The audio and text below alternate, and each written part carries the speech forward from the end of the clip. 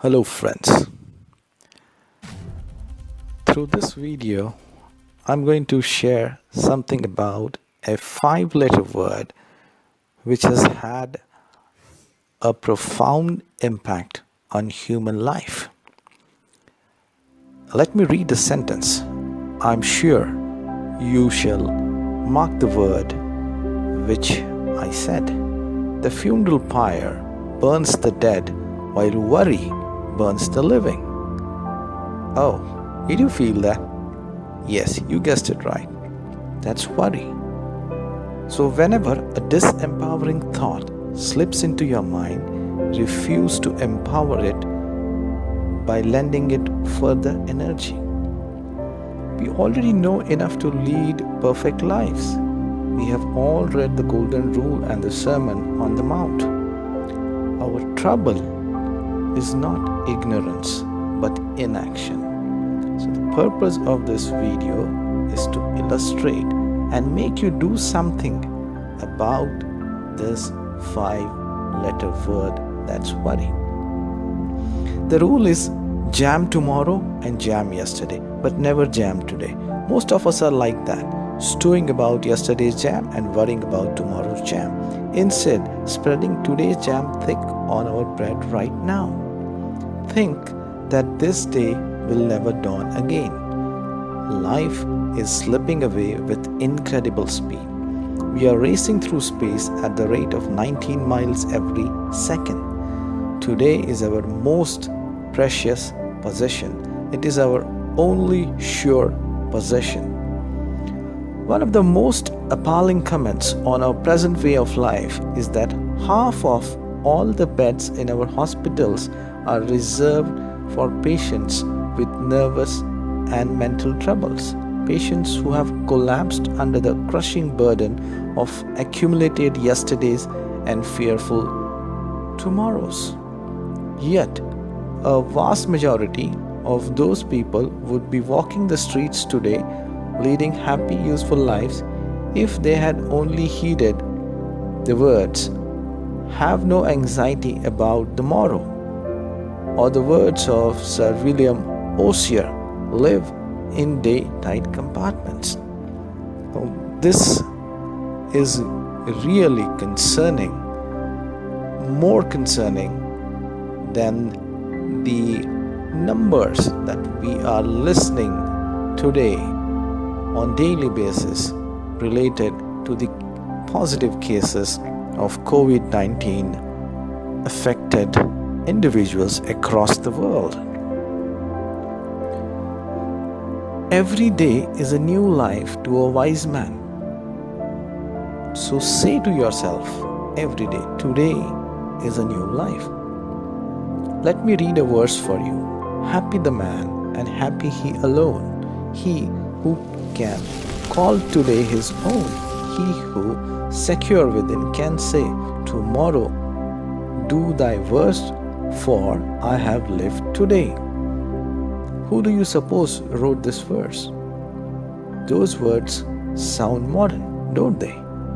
Yet, they were written 30 years before Christ was born by the Roman poet Horace. One of the most tragic things I know about human nature is that all of us tend to put off living. We are all dreaming of some magical rose garden over the horizon instead of enjoying the roses that are blooming outside our windows today.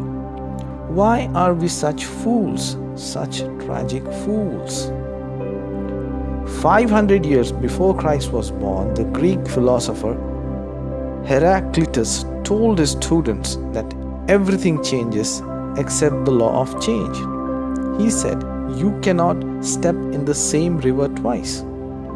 The river changes every second, and so does the man who stepped in it." Life is a ceaseless change. The only certainty is today. Why mar the beauty of living today by trying to solve the problems of a future that is shrouded in ceaseless change and uncertainty, a future that no one can possibly foretell? The old Romans had a word for it. In fact, they had two words for it: carpe Deem, CARPEDIEM. Enjoy the day or seize the day. Yes, seize the day and make the most of it. I'll read a verse. Look to this day, for it is life, the very life of life. In its brief course lie all the verities and realities of your existence, the bliss of growth, the glory of action, the splendor of achievement. For yesterday is but a dream, and tomorrow is only a vision. But today, well lived, makes yesterday a dream of happiness, and every tomorrow a vision of hope. Look well, therefore, to this day. Such is the salutation to the dawn. So the first thing you should know about worry is this. If you want to keep it out of your life, do what Sir William Osier did. Shut the iron doors on the past and the future. Live in tight compartments. Why not ask yourself these questions and write down the answers?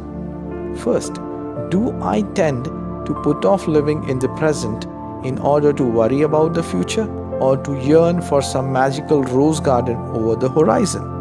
Number 2, do I sometimes embitter the present by regretting things that happened in the past that are over and done with?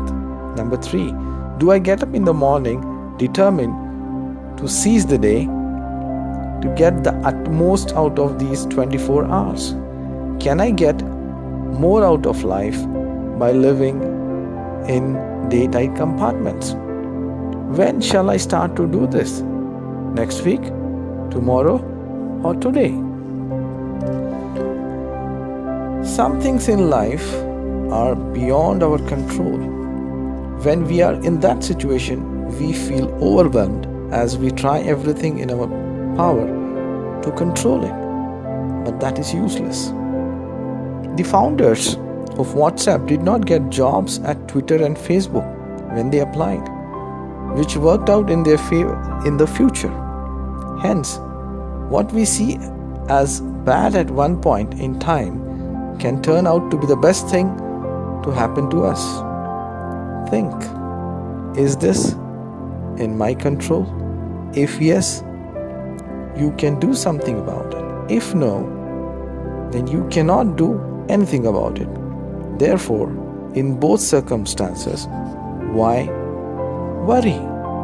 So we need to do away with worrying unnecessarily. Worry never robs tomorrow of its sorrow, it only saps today of its joy. So don't worry, be happy. Thank you.